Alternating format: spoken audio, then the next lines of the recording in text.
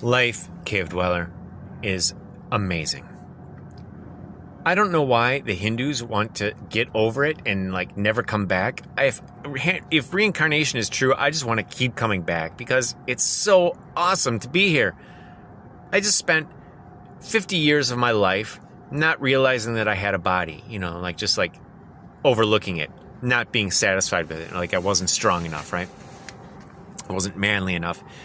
And then one day I have this psilocybin experience, and the shaman there leads me, introduces me to my body. Like, hello shoulders, thank you for blah blah. Hello elbows, thank you for blah blah. Hello knees, thank you for blah blah. And after that, I just started dancing all the time, and I just love moving. I just can't get over it.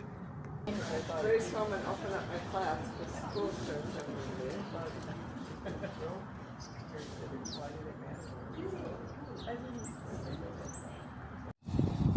America. Cave dweller, I was meeting a local director for my favorite theater company in Milwaukee, Quasimodo, and he was pitching a new play for me that at the time I was like, well, it doesn't matter what I was like. Yeah, I couldn't do it because of time constraints. However, when I walked in and he looked at me, he's like, whoa, I like your new look. My old look was suit and tie. I was wearing a tweed jacket and a tie, usually mismatched. And he's like, I like your new look, kind of working men's shaman.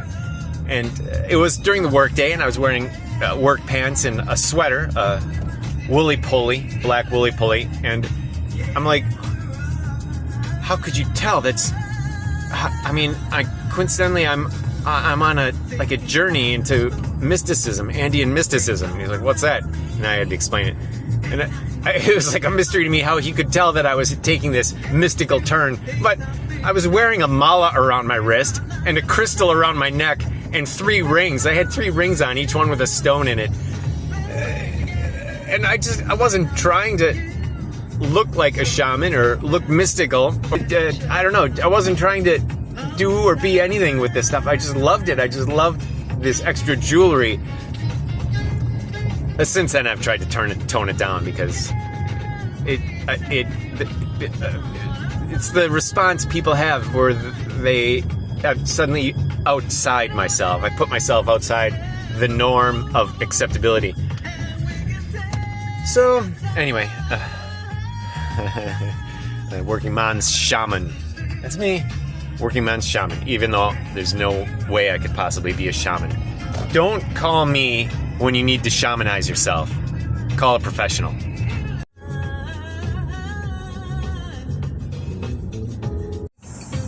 It's just because I love these beautiful things. I love being beautiful and seeing beauty and surrounding myself with beauty, which is in some ways emasculating and androgynous almost, because men aren't beautiful. Men aren't supposed to be beautiful.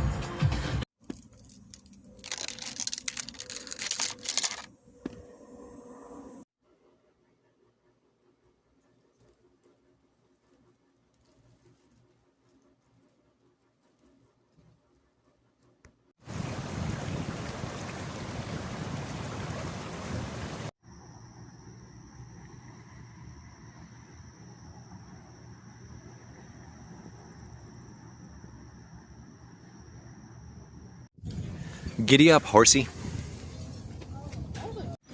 I just bought this new brush. I used it once, and this is what happened. I showed it to my bestie, and she's like, you're an amateur. I got publicly shamed once because I interrupted somebody who was defining art in a stupid way. They were using children's drawings as unprofessional or bad art, and I just finished their sentence by saying, it's the greatest thing in the world. Anyway, I got a lecture. But look at this. Okay, so here's a snail saying, I'm full of mud. And he's sweating, projectile sweating, it looks like. It did not go well, he says. And then this picture of the neighborhood. I found this laying around in church. This is one of the best church drawings I've ever seen. The person who was dinging children's art in their example of blah blah whatever, I don't even remember, it was dumb, but they their idea of art was that it's something that humanity can relate to, right? You touch the soul of, touch the soul of humanity. Well, what else is a child's drawing? That's all they have is their humanity and their expression of their short lives, and they don't have the filters that adults have, where they leave things out or try to make things better or hide things.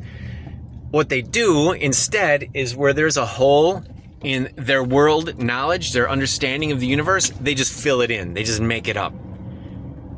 And it's the most wonderful thing ever. Conversely, this is a drawing done by a professional artist who shall remain nameless. It's a study of some stained glass windows. Nothing says lack of exuberance like study. And look at this. This is the other side. After 20 years of drawing, I'm still uptight and inarticulate. Oh, to be a child again. The person who suggested this, that children's art is no good, was, of course, the cult leader of an ayahuasca place where I recently escaped. Totally full of herself. She would always say she knew everything. Anyway, typical cultish sexual assault behavior. And what could you expect from somebody like that? They don't know anything about beauty. There's only two things that I saved from my MA show, Master MFA show, actually. This cardboard hand and another thing. And I saved this cardboard hand because I just love the flat thumb at the dimensional area in this part of the thumb. I don't know what that's called. But you learn in drawing that your hand is shaped like this. Right? It's not flat. Anyway, so I've been saving this for 10 years, and I don't know, it's just getting worse and worse. Maybe I should just get rid of it. It's got sentimental value. Sentimental value doesn't really add up to a whole lot. That thing's just laying on the floor in my kitchen, which I stepped on it last night when the lights weren't on. I mean, if I treated a person with sentimental value, can you imagine that? That's not. I treat dogs better than that. Just have an acquaintance that you're keeping around, step on every once in a while, throw them in a corner. Sentimental value. It's pretty great.